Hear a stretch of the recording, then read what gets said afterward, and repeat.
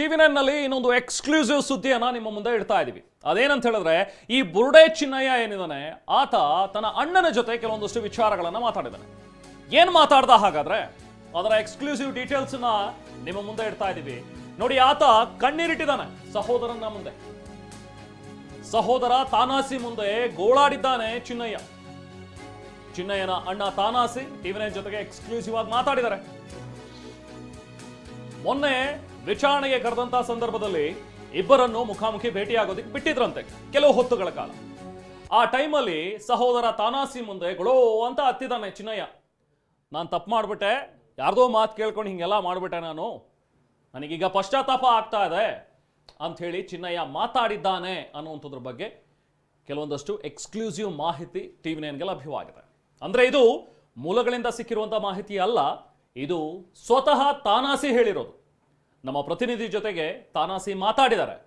ಫೋನ್ನಲ್ಲಿ ಮಾತಾಡಿದಂಥ ಸಂದರ್ಭದಲ್ಲಿ ನಾನೇನು ಮಾತಾಡಿದೆ ನನ್ನ ತಮ್ಮನ ಜೊತೆಗೆ, ಚಿನ್ನಯ್ಯ ಹೇಗಿದ್ದಾನೆ ಈಗ, ಆತ ಏನು ಹೇಳ್ತಾ ಇದ್ದಾನೆ ಅನ್ನುವಂಥದ್ದನ್ನೆಲ್ಲವನ್ನೂ ಕೂಡ ತಾನಾಸಿ ಹೇಳ್ಕೊಂಡಿದ್ದಾನೆ.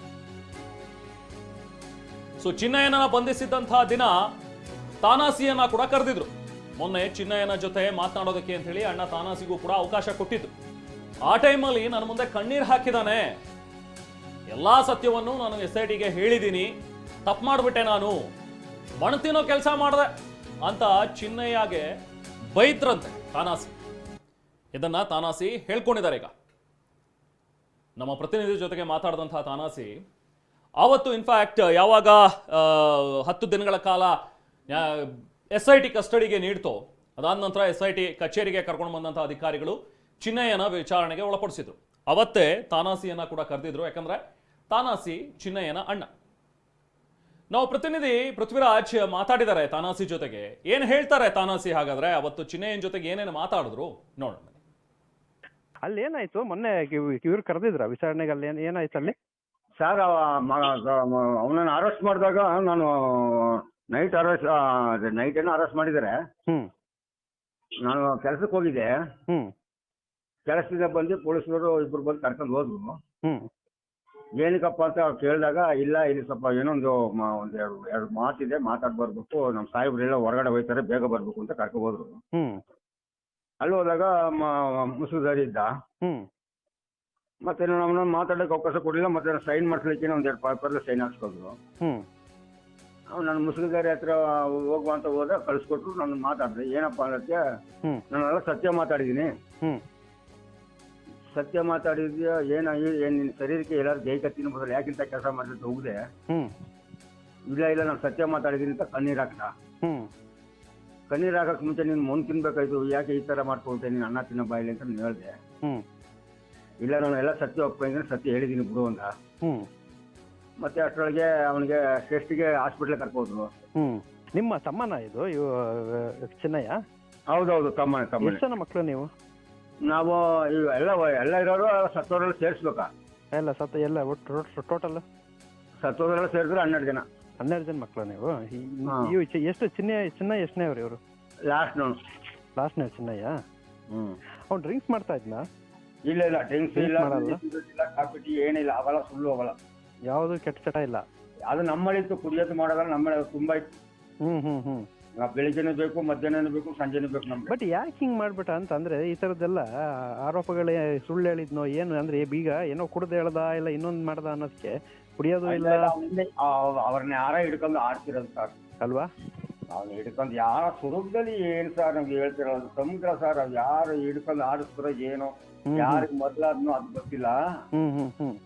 ಅವನು ಅಂತ ಹುಡುಗನಲ್ಲ, ಆದ್ರೂ ಅವ್ನ ಹೆಂಡತಿ ಬಂದ್ಮೇಲೆ ಬದಲಾದ ಅಷ್ಟೇ. ನನಗೆ ಅಷ್ಟು ಮಾತ್ರ ಗೊತ್ತು ನನಗೆ. ಅದಕ್ಕಿಂತ ಮೊದಲು ಚೆನ್ನಾಗಿದ್ದ, ಚೆನ್ನಾಗಿದ್ದ. ಈಗಲೂ ಹೆಂಡತಿ ಜೊತೆನೇ ಇದ್ದಾನೆ? ಎಲ್ಲಿದ್ದ ಅವನು ಇತ್ತೀಚೆಗೆ? ಹೆಂಡತಿ ಜೊತೆ ಇದ್ದ, ಚಿಕನ್ ಜೊತೆ ಇದ್ದ.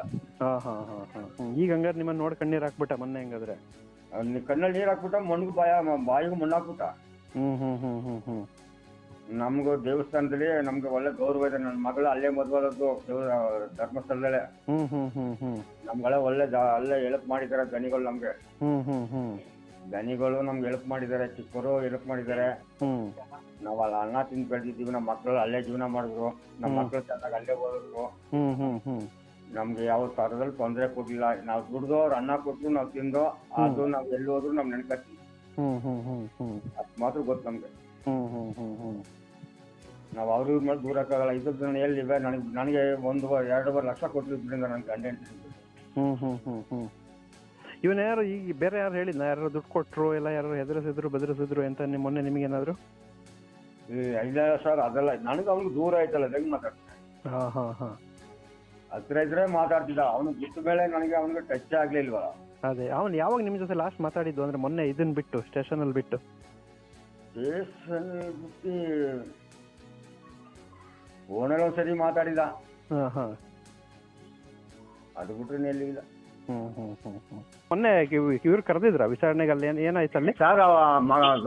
ಅವನನ್ನು ಅರೆಸ್ಟ್ ಮಾಡಿದಾಗ ನಾನು ನೈಟ್ ಏನೋ ಅರೆಸ್ಟ್ ಮಾಡಿದ್ದಾರೆ.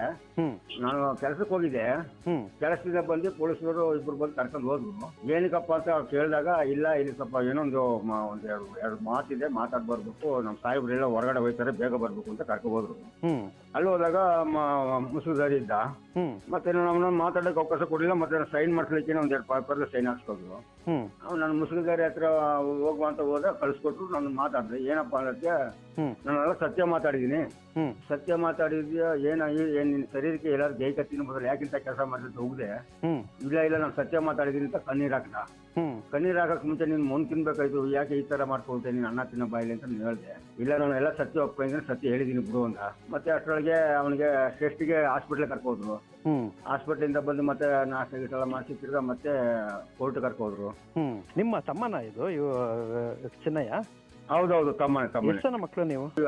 ಎಲ್ಲ ಇರೋರು ಸತ್ತೋರೆಲ್ಲ ಸೇರಿಸ್ಬೇಕಾ? ಎಲ್ಲ ಒಟ್ಟು ಟೋಟಲ್ ಸತ್ತೋರೆಲ್ಲ ಸೇರಿದ್ರೆ 12 ಜನ. 12 ಜನ ಮಕ್ಕಳು ನೀವು? ಎಷ್ಟು ಚಿನ್ನಯ್ಯ ಎಷ್ಟನೇ ಅವ್ರು ಇವರು? ಲಾಸ್ಟ್ನೇ ಚಿನ್ನಯ್ಯ. ಹೆಂಗೆ ನಿಮ್ಗೆಲ್ಲ ಚಿಕ್ಕದ್ರಲ್ಲ ಹಿಂಗೆ ಚಿನ್ನಯ್ಯ? ಚಿಕ್ಕದ್ರಲ್ಲೆಲ್ಲ ಅವನು ಸಣ್ಣ ಮಗು ತರ ನಾವು ಅವನ ಪ್ರೀತಿಯಿಂದ ನೋಡ್ತಾ ಇದ್ದ. ಅವನು ಆಡ ಹುಡುಗನ್ ತರನೇ ಇದ್ದ. ಮತ್ತೆ ನಾನು ಒಂದು ಟೈಮಲ್ಲಿ ನನ್ನ ಮಕ್ಕಳು ಕರ್ಕೊಂಡು ನಾನು ದೇವಸ್ಥಾನಕ್ಕೆ ಬರುವಂತ ಬಂದೆ. ಅಲ್ಲೇ ಇದ್ದೆ. ಅವನು ನಿಮ್ ಚಿನ್ನಯ್ಯ ಯಾವಾಗ ಬಂದಿದ್ದು ಇಲ್ಲಿಗೆ? ಚಿನ್ನಯ್ಯ ನಾನು ಬಂದು ಒಂದು 4-5 ವರ್ಷಕ್ಕೆ ಬಂದ. ಕರ್ಕ ಬಂದ್ಮೇಲೆ ಅವನು ಒಳ್ಳೆ ಕೆಲಸನೇ ಮಾಡ್ತಾ ಇದ್ದ. ಆಮೇಲೆ ಅವ್ನಿಗೆ ನಾಮಗಳ ಮದುವೆ ಆಯ್ತು. ಮದುವೆ ಆದ್ಮೇಲೆ 1-2 ಮಕ್ಳು ಆಯ್ತು. 2 ಮಕ್ಳು ಆದ್ಮೇಲೆ ಯಾರೋ ಒಂದ್ ಹುಡುಗಿ ಒಂದು ತಾಯಿ ತಂದೆ ಅಂದ್ರೆ 4 ಜನ ಬಂದು ಊರಿಗೆ ಧರ್ಮಸ್ಥಳಕ್ಕೆ ದೇವಸ್ಥಾನಕ್ಕೆ ಅವ್ರಿಗೆ ರೂಮ್ ಮಾಡ್ಕೊಡಿದ್ದು ಹೋದ್ರು. ಆಮೇಲೆ ಅದು ಏನ್ ಮಾಡ್ದೋ ಏನಾಯ್ತು ಗೊತ್ತಿಲ್ಲ. ಆಮೇಲೆ ಅಲ್ಲಿಂದ ಆ ಹುಡುಗಿಗೆ ತುಂಬಾ ಕಿರುಕುಳ ಕೊಡಕ್ ಶುರು ಮಾಡ್ದ. ಯಾರು? ಚಿನ್ನಯ್ಯ. ಯಾವ ಹುಡುಗಿಗೆ? ಅದೇ ಮದುವೆ ಮಾಡಿದ್ನಾಳೆ ನಾಮಗಳ ಹುಡುಗಿ. ಈ ಬಗ್ಗೆ ಮತ್ತಷ್ಟು ಡೀಟೇಲ್ಸ್ ಪಡೆಯೋಣ. ಸ್ವತಃ ಫೋನಲ್ಲಿ ಮಾತಾಡಿದಂತಹ ನಮ್ಮ ಪೃಥ್ವಿರಾಜ್ ನಮ್ಮ ಜೊತೆಗೆ ಸಂಪರ್ಕದಲ್ಲಿದ್ದಾರೆ, ಮಾತಾಡೋಣ. ಪೃಥ್ವಿರಾಜ್, ಈಗ ತಾನೇ ಕೇಳ್ತಾ ಇದ್ವಿ ನಿಮ್ಮ ಕಾನ್ವರ್ಸೇಷನ್ ತಾನಾಸಿ ಅವ್ರ ಜೊತೆಗೆ. ಸೊ ತಾನಾಸಿ ಹೇಳೋ ಪ್ರಕಾರ ಚಿನ್ನಯ್ಯ ಈಗ ನಾನು ತಪ್ಪು ಮಾಡಿಬಿಟ್ಟೆ ಅನ್ನುವಂಥದ್ದನ್ನೆಲ್ಲೂ ಆತ ಹೇಳ್ದ ಅನ್ನುವಂಥದ್ದು ತಾನಾಸಿ ಬಾಯಲ್ಲಿ ಬರಲಿಲ್ಲ. ಬಟ್ ಬಂದಿದ್ದು ನಾನು ಈಗ ಎಲ್ಲವನ್ನು ಸತ್ಯವ ಹೇಳಿದ್ದೀನಿ ನಾನು SIT ಮುಂದೆ ಅಂತ ಹೇಳಿ. ಅಂದ್ರೆ ಆ ಮುಂಚೆ ಏನೇನು ವಿಚಾರಗಳನ್ನ ಹೇಳಿದ್ನೋ ಅದಲ್ಲ, ಆಕ್ಚುಯಲ್ ಟ್ರೂತ್ ಏನಿದೆ, ಆಕ್ಚುಯಲ್ ಸತ್ಯ ಏನಿದೆ ಅದನ್ನ ನಾನೀಗ SIT ಮುಂದೆ ಎಲ್ಲವನ್ನೂ ಹೇಳ್ಕೊಂಡಿದ್ದೀನಿ ಅನ್ನುವಂಥದ್ದನ್ನ ಆತ ಹೇಳ್ತಾನೆ. ಮತ್ತೇನೇನು ಮಾತಾಡಿದ್ರೆ ಪೃಥ್ವಿರಾಜ್? ಇನ್ನೇನೇನು ವಿಚಾರಗಳನ್ನ ಹೇಳ್ತಾ ಹೋದ್ರು ತಾನಾಸಿ?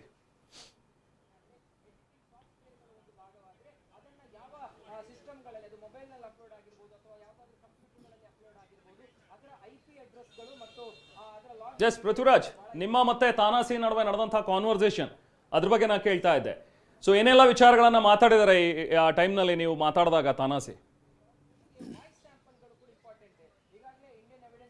ರೆಹಮಾನ್, ಒಂದು 15 ನಿಮಿಷಗಳ ಕಾಲ ಈಗ TV ನನಗೆ ಎಕ್ಸ್ಕ್ಲೂಸಿವ್ ಆಗಿ ಈ ಒಂದು ತಾನಾಸಿ ಮಾತಾಡಿರುವಂಥದ್ದು. ಅಲ್ಲಿ ಸಾಕಷ್ಟು ವಿಚಾರಗಳನ್ನು ತಾನಾಸಿ ಹೇಳ್ತಾನೆ. ತಾನಾಸಿ ಏನು ಆತನ ಅಣ್ಣ ಅಂದರೆ ಚಿನ್ನಯ್ಯನನ್ನು ಯಾವಾಗ ಬಂಧಿಸಿ SIT ಪೊಲೀಸ್ ಠಾಣೆಯಲ್ಲಿ ಇಟ್ಟಿರ್ತಾರೆ, ಆ ಸಂದರ್ಭದಲ್ಲಿ ಒಂದು ಫ್ಯಾಮಿಲಿ ಮೆಂಬರ್ ಬೇಕಿರುತ್ತೆ ಪೊಲೀಸರಿಗೆ. ಅವರಿಗೆ ಆತನನ್ನು ಅರೆಸ್ಟ್ ಮಾಡಿದ್ದೀವಿ ಅಂತೇಳಿ ಇನ್ಫಾರ್ಮ್ ಮಾಡಬೇಕು ಒಂದು ಫ್ಯಾಮಿಲಿ ಮೆಂಬರ್ಗೆ. ಅವ್ರನ್ನ ಸೈನನ್ನು ತೆಗೆದುಕೊಳ್ಬೇಕು. ಅದಕ್ಕೋಸ್ಕರ ತಾನಾಸಿಯನ್ನು ಕರೆಸಿರ್ತಾರೆ. ತಾನಾಸಿಯನ್ನು ಕೂಡ ಕೆಲವೊಂದು ವಿಚಾರಣೆಗಳನ್ನು ಕೂಡ ಮಾಡಿರ್ತಾರೆ. ಮತ್ತು ಆತನನ್ನು ಬಂಧಿಸಿದ್ದೀವಿ ಅಂತೇಳಿ ಒಂದು ಸೈನನ್ನು ತಗೊಳ್ತಾರೆ. ಮತ್ತು ನೀನೇನಾದರೂ ಮಾತಾಡೋದಾದ್ರೂ ಮಾತಾಡ್ಬೋದು ಅನ್ನೋ ಅವಕಾಶವನ್ನು ಕೂಡ SIT ಪೊಲೀಸರು ತಾನಾಸಿಗೆ ಕೊಟ್ಟಿರ್ತಾರೆ.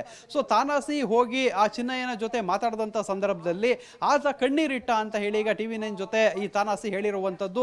ಈತ ಹೋಗಿ ಮಾತಾಡುವಂಥ ಸಂದರ್ಭದಲ್ಲಿ ಕಣ್ಣೀರಿಟ್ಬಿಟ್ಟು ನಾನು ಈ ರೀತಿ ತಪ್ಪು ಮಾಡಿಬಿಟ್ಟೆ, ಸೊ ಎಲ್ಲ ಸತ್ಯವನ್ನು ಈಗ SITಗೆ ನಾನು ಹೇಳಿದ್ದೀನಿ ಅಂತ ಹೇಳ್ದ ಅಂತ ಹೇಳಿ ತಾನಾಸಿ ಹೇಳಿರುವಂಥದ್ದು. ಸೊ ವಾಪಸ್ಸು ತಾನಾಸಿ ನೀನು ಮಣ್ಣು ತಿನ್ನೋ ಕೆಲಸ ಮಾಡಿಬಿಟ್ಟಲ್ಲ ಅಂತ ಹೇಳಿ ಆತನ ತಮ್ಮನಿಗೆ ಹೇಳಿರುವಂಥದ್ದು ಕೂಡ ಆ ವಿಚಾರವನ್ನು ಕೂಡ ನಮಗೆ ಹೇಳಿರುವಂಥದ್ದು. ಅಂದರೆ ಪ್ರಮುಖವಾಗಿ ಇಲ್ಲಿ ಏನು ತಾನಾಸಿ ಮತ್ತು ಇವರು ಚಿನ್ನ ಏನಿದ್ದಾರೆ, ಸೊ ಇವರ ತಂದೆ ತಾಯಿಗೆ ಇವರು 12 ಜನ ಮಕ್ಕಳಾಗಿರ್ತಾರೆ. ಸೊ ಈತ ಯಾರು ಚಿನ್ನಯ್ಯ ಇದ್ದಾನೆ ಆತ ಲಾಸ್ಟ್ನೇವನಾಗಿರ್ತಾನೆ. ಸೊ ಇವರು ತುಂಬ ಪ್ರೀತಿಯಿಂದ ಆತನನ್ನು ಸಾಕಿರ್ತಾರೆ. ಸೊ ಆತನಿಗೆ ಇಲ್ಲಿವರೆಗೂ ಕೂಡ ಕುಡಿಯುವಂಥದ್ದು ಸಿಗರೇಟ್, ಬೀಡಿ ಸಿಗರೇಟ್ ಯಾವುದೂ ಕೂಡ ಹ್ಯಾಬಿಟ್ ಇಲ್ಲ ಅಂತ ತಾನಾಸಿ ಹೇಳುವಂಥದ್ದು. ಮತ್ತು ಆತ ಈ ರೀತಿ ಮಾಡೋವನ್ನೆಲ್ಲ ಯಾರೋ ಆತನನ್ನು ಆಟ ಆಡಿಸಿದ್ದಾರೆ, ಆತನ ಬಳಿ ಎಲ್ಲ ಈ ರೀತಿ ಹೇಳಿಸಿದ್ದಾರೆ ಅನ್ನೋ ವಿಚಾರವನ್ನು ಕೂಡ ಆತ ಹೇಳಿರುವಂಥದ್ದು. ಅಂದರೆ ಪ್ರಮುಖವಾಗಿ ಇಲ್ಲಿ ಆತ ಕೆಲವೊಂದು ವಿಚಾರಗಳನ್ನು ಹೇಳಿರುವಂಥದ್ದು. ಅಂದರೆ ಏನು 25 ವರ್ಷಗಳ ಹಿಂದೆ ಇಲ್ಲಿಗೆ ದೇವಸ್ಥಾನದ ದರ್ಶನಕ್ಕೆ ಅಂತ ಹೇಳಿ ಆ ಕುಟುಂಬ ಬರುತ್ತೆ. ಆಗ ಇಲ್ಲಿಯವರು ಆ ಕಡೆಯವರು ಇಲ್ಲಿ ಕೆಲವರು ಇರ್ತಾರೆ, ಅವರ ಮನೆಯಲ್ಲಿ ಉಳಿದಂಥ ಸಂದರ್ಭದಲ್ಲಿ ಅವ್ರು ಇಲ್ಲೇ ಕೆಲಸಕ್ಕೆ ಸೇರ್ಕೊಳ್ಳಿ ಅಂತ ಹೇಳಿ ಅವ್ರು ಹೇಳ್ತಾರೆ. ಅದಾದ ಬಳಿಕ ಈ ಕುಟುಂಬ ಎಲ್ಲ ಇಲ್ಲಿಗೆ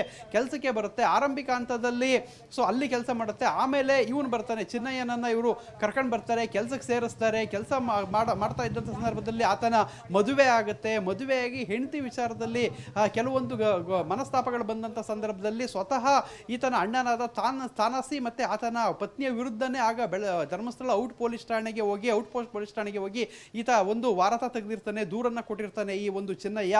ಸೊ ಪೊಲೀಸರು ಇವರಿಬ್ಬರನ್ನು ಕೂಡ ಕರೆಸಿ ರಾಜ್ಯ ಪಂಚಾಯಿತಿಯನ್ನು ಮಾಡಿರ್ತಾರೆ. ಸೊ ಅಂದರೆ ಆ ಸಂದರ್ಭದಲ್ಲೇ ಈತ ಪೊಲೀಸ್ ಠಾಣೆ ಮೆಟ್ಲನ್ನು ಏರಿಸಿದ್ದ ಅನ್ನೋ ಕೋಪ ತಾನಾಸಿಗೆ ಇದ್ದಿದ್ದಂಥದ್ದು. ಸೊ ಅಲ್ಲಿಂದ ಆತನನ್ನು ಅವಾಯ್ಡ್ ಮಾಡ್ಕೊಂಡು ಬರ್ತಾನೆ. ಸೊ ಆತ ಫಸ್ಟ್ನೇ ಹೆಂಡತಿಯನ್ನು ಬಿಟ್ಟು 2ನೇ ಹೆಂಡತಿಯನ್ನು ಮದುವೆ ಆದಂಥ ಸಂದರ್ಭದಲ್ಲಿ ಸಂಪೂರ್ಣವಾಗಿ ಅವನನ್ನು ಅವಾಯ್ಡ್ ಮಾಡ್ತಾನೆ. ಅದಾದ ಬಳಿಕ ಅಂತರವನ್ನು ಕಾಪಾಡ್ಕೊಳ್ಳುವಂಥದ್ದು. ಸೊ ಅದಾದ ನಂತರ ಕೆಲವು ಬಾರಿ ಆತ ಭೇಟಿಯಾಗಿರುವಂಥ ವಿಚಾರ ಹೇಳಿದ್ದಾನೆ, ಫೋನ್ ಮಾಡಿರುವಂಥ ವಿಚಾರ ಹೇಳಿದ್ದಾನೆ. ಅದಾದ ನಂತರ ಈಗಲೇ ಮೊನ್ನೆ ಏನು SIT ಪೊಲೀಸ್ ಠಾಣೆಯಲ್ಲಿ ಆತನನ್ನು ಭೇಟಿಯಾಗಿರುವಂಥದ್ದು. ಅಲ್ಲಿ ವಿಚಾರಣೆ ಸಂದರ್ಭದಲ್ಲಿ ಏನು ಅಂದರೆ ಕೆಲವೊಂದು ಪ್ರಾಥಮಿಕ ಮಾಹಿತಿಯನ್ನು ತೆಗೆದುಕೊಂಡು ತಾನಾಸಿಯನ್ನು ಬಿಟ್ಟಿರ್ತಾರೆ. ಸೊ ಅಲ್ಲಿ ಹೋಗಿ ಮಾತಾಡುವಂಥ ಸಂದರ್ಭದಲ್ಲಿ ಆತ ಹೇಳಿದಂಥದ್ದು ಅಂದರೆ ಈ ಥರ ಆತ ಕಣ್ಣೀರಿಟ್ಟಿದ್ದ, ಚಿನ್ನಯ್ಯ ಕಣ್ಣೀರಿಟ್ಟು ಎಲ್ಲ ಸತ್ಯವನ್ನು ಈಗ ನಾನು SITಗೆ ಹೇಳಿದ್ದೀನಿ. ಸೊ ಇದರಿಂದ ತುಂಬ ಜನ ಇದ್ದಾರೆ ಅನ್ನೋ ವಿಚಾರನೂ ಕೂಡ ಈತನಿಗೆ ಹೇಳಿದ್ದ ಅಂತೇಳಿ ಈಗ ತಾನಾಸಿ TV9 ಜೊತೆ ಹೇಳಿರುವಂಥದ್ದು. ಪ್ರಮುಖವಾಗಿ ನಾವು ಕೂಡ ಆತನನ್ನು ಕೇಳುವಂಥ ಪ್ರಶ್ನೆ ಮಾಡಿದ್ವಿ. ಅಂದರೆ ಏನು ಈತ ಸಾವಿರಾರು ಹೆಣಗಳನ್ನು ಹೂತಾಕಿದಾನ ಅಂತ ಕೇಳುವಂಥ ಸಂದರ್ಭದಲ್ಲಿ ಅಂಥ ಚಾನ್ಸೇ ಇಲ್ಲ, ಸಾವಿರಾರು ಹೆಣಗಳನ್ನು ಹೂತಾಕಂಥ ಸಾಧ್ಯತೆಯೇ ಇಲ್ಲ ಅಂತ ಹೇಳಿರುವಂಥದ್ದು. ಆದರೆ ಆತ ಹೆಣ ಹೂತಾಕ್ತಾ ಇದ್ದಂಥದ್ದು ನಿಜ. ಕೆಲವೊಂದಿಷ್ಟು ಹೆಣಗಳನ್ನು ಆತ ಹೂತಾಕಿದ್ದಾನೆ. ಸೊ ನಾನು ಕೂಡ ಅಂದರೆ ಏನು ತಾನಾಸಿ ಹೇಳುವಂಥದ್ದು, ನಾನು ಕೂಡ ಯಾವುದಾದ್ರು ಮೃತದೇಹ ಸಿಕ್ಕಂಥ ಸಂದರ್ಭದಲ್ಲಿ ಬೆಳ್ತಂಗಡಿಗೆ ಸಾಗಿಸುವಂಥ ಕೆಲಸಕ್ಕೂ ಕೂಡ ನಾವು ಮಾಡಿದ್ದೀವಿ ಅದನ್ನು. ಸೊ ಅಂಥ ಕೆಲಸಗಳನ್ನೆಲ್ಲ ಮಾಡಿದ್ದೀವಿ. ಆದರೆ ಅದೆಲ್ಲ ವೈದ್ಯರು ಮತ್ತು ಪೊಲೀಸರ ಸಮ್ಮುಖದಲ್ಲೇ ನಡೆದಿದೆ ಅನ್ನೋ ಮಾಹಿತಿಯನ್ನು ಕೊಟ್ಟಿರುವಂಥದ್ದು. Rehman, thank you Prithviraj.